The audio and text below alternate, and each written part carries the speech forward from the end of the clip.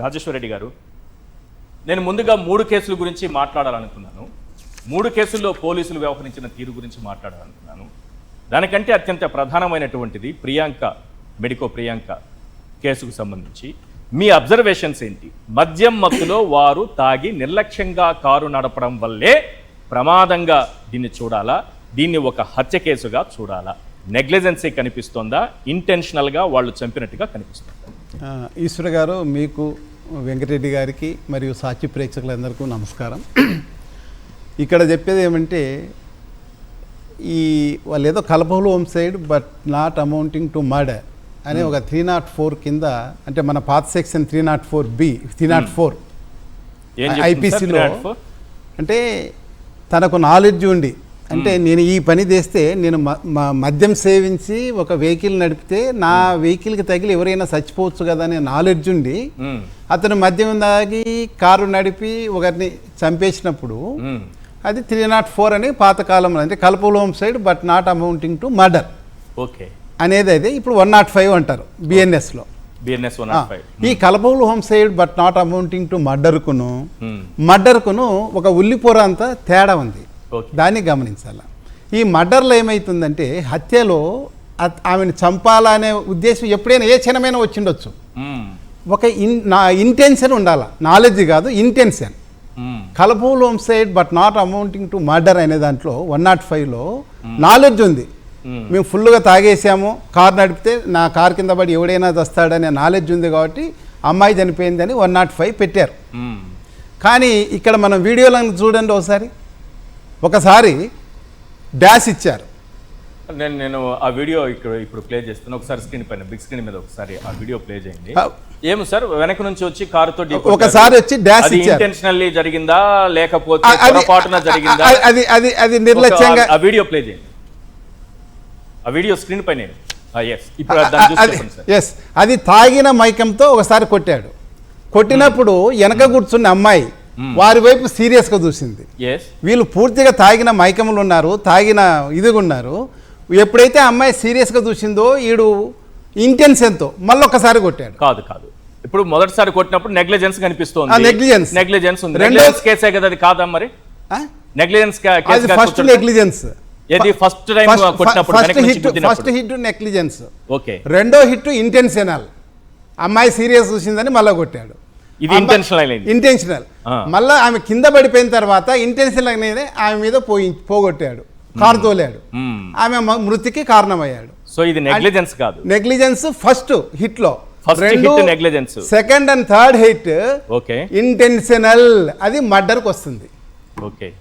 ఈ వీడియో చూసిన ఇమీడియట్ గా పోలీసులు, మరి మన పోలీసులకు ఆ మాత్రం అవగాహన లేదా? మామూలుగా సాధారణ జనానికి కూడా అర్థమైపోతుంది కదా, మీరు చెప్పింది ఎంత క్లియర్ గా అర్థమవుతుంది. నెగ్లిజెన్స్ మొదటిసారి, రెండోసారి కొడితే కూడా నెగ్లిజెన్స్. దాంట్లో 3 హిట్లు ఉన్నాయి. ఫస్ట్ హిట్ మాత్రం తాగిన మైకంలో వాడు ఏదో అక్కడ నుండి ఫాస్ట్గా వెళ్ళిపోవాలని కొట్టాడు, అది నెగ్లిజెన్స్. ఓకే. రెండో హిట్ మాత్రం ఇంటెన్షనల్, ఎందుకంటే అమ్మాయి సీరియస్గా చూసింది. వాడి వైపు చూస్తున్న వాడు ఇంటెన్షనల్ వెనక్కి తీసుకొని మళ్ళీ కొట్టాడు. కింద పడిపోయిన తర్వాత మళ్ళీ వెనక్కి తీసుకొని మళ్ళీ ఆమె మీద వనిచ్చాడు. ఇవి 2 యాక్ట్లు కూడా ఇంటెన్షనల్. అటెంప్ట్ మర్డర్ వేసిండాల ముందు, తర్వాత చనిపోయినాక మర్డర్ సెక్షన్ వేసేసి జైలుకి పంపిండాల. కానీ ఈ కేసులో ఫస్ట్ 338 కట్టారు, అంటే నెగ్లిజెంట్ యాక్ట్, కాజింగ్ గ్రీవియస్ థర్ట్ అని. తర్వాత అమ్మాయి కోమాకి వెళ్ళిన తర్వాత 308 అంటే 110 అంటారు ఇప్పుడు బిఎన్ఎస్లో. Attempt to commit culpable homicide but not amounting to murder అని ఒకటి కట్టారు. తర్వాత ఇప్పుడు కల్పహుల్ హోమ్సైడ్ పార్ట్ 2 కింద కట్టేసి సెక్షన్ ఆల్టర్ చేశారు. ఆల్రెడీ రిమాండ్లో ఉన్నారు అబ్బాయిలు. నా వాదన ఏమంటే, దీంట్లో వెరీ క్లియర్ కట్గా ఇది సెకండ్ హిట్ థర్డ్ హిట్ అయితేనే ఇమ్మీడియట్గా అది వాడికి ఇంటెన్షన్తో చేశాడు కాబట్టి అది క్లియర్ కట్ మర్డర్ అని నేను చెప్తాను. రైట్. ముఖ్యమంత్రి గారు ఈ రాష్ట్రానికి పెద్ద, ఇటువంటి కేసుల్లో వారి జోక్యం తగదు. కాకపోతే న్యాయం జరిగేలా చేయాల్సిన బాధ్యత ఒక ముఖ్యమంత్రికి ఉంటుంది, చంద్రబాబు నాయుడు గారికి ఉంటుంది. వారు ఒక పోస్ట్ పెట్టారు సోషల్ మీడియాలో. ఆ పోస్ట్ ఏంటి, అందులో ఏం రాశారో మీకు చదివి వినిపిస్తాను. మీరు చెప్పిన దానికి ముఖ్యమంత్రి గారు చెప్తున్న దానికి ఎక్కడా పొంతన కుదరట్లేదు, వినండి ఒకసారి. రాజమండ్రిలో యువకులు తీవ్ర నిర్లక్ష్యంతో ముఖ్యమంత్రి గారు పెట్టిన పోస్ట్ సార్ ఇది. మద్యం మత్తులో కారుతో ఢీకొట్టిన ఘటనలో గాయపడిన వైద్య విద్యార్థిని ప్రియాంక మృతి చెందిందనే వార్త తీవ్ర విచారం కలిగించింది. నిర్లక్ష్యంతో ఢీకొట్టి చేయడం వల్ల ఆమె మరణించింది, అది నన్ను తీవ్ర దిగ్భ్రాంతికి గురి చేసిందని ఒక ముఖ్యమంత్రి గారు అంటున్నారు. అదే నేను చెప్తున్నా కదండి, ఫస్ట్ హిట్ మాత్రం నిర్లక్ష్యమే, మ్మ్. సెకండ్ అండ్ థర్డ్ హిట్ మాత్రం ఇంటెన్షనల్గా చేశారు కాబట్టి అది మర్డర్ అవుతుంది. ఓకే, కానీ ముఖ్యమంత్రి గారు ఇలా నిర్లక్ష్యంతో ఒక డిక్లేర్ చేసేసి డిసైడ్ చేసేసి పోస్ట్ పెట్టేసి వదిలేస్తే రేపు విచారణ పైన Yes. ప్రభావం Yes, చేస్తుందా? ఇదే కాదు మరి చూపించదా? గౌరవ ముఖ్యమంత్రి చంద్రబాబు నాయుడు గారు మరి తెలిసి చెప్తాడో తెలియక చెప్తాడో కానీ చాలా విషయాల్లో ముందు ఆయన ఒక స్టేట్మెంట్ ఇచ్చేస్తాడు. Yes. ఇచ్చేసిన తర్వాత ఆ డీజీ క్యాడర్ నుంచి మన కానిస్టేబుల్ క్యాడర్ వరకు దాన్ని తూచా తప్పకుండా ఆయన స్టేట్మెంట్కు అనుకూలంగానే చేస్తారు. ఓకే, ఈవెన్ అన్ని సిట్లు కూడా ఆయన ముందు ఒక స్టేట్మెంట్ ఇస్తారు, తర్వాత సిట్ వేస్తారు. ఆ సిట్లన్నీ కూడా గౌరవ ముఖ్యమంత్రి గారి మాటని నిజం చేసేకే ప్రయత్నం చేస్తాయి. ఓకే, ఈ కేసులో కూడా నిర్లక్ష్యంగా దానిపైన సీఎం గారు అంత స్టేట్మెంట్ ఇచ్చినప్పుడు ఇప్పుడు ఉన్న పోలీసులు ఏం చేస్తారు? ఇంకా అంతే, యాక్చువల్గా అది నిర్లక్ష్యంగానే చూపించాలి. ప్రూవ్ చేయాల కావాలంటే ఇంకా అన్ని పేపర్లు వస్తాయి, అన్ని వస్తాయి, మీడియాలో వస్తాయి. ఆయన మాటను వేదవాకుగా చూపించేకే ప్రయత్నం చేస్తాయి. సో ఇది ఇంటెన్షనల్లీ జరిగిన హత్య. ఎస్, ఇంటెన్షన్తో అమ్మాయికి గాయపరిచారు.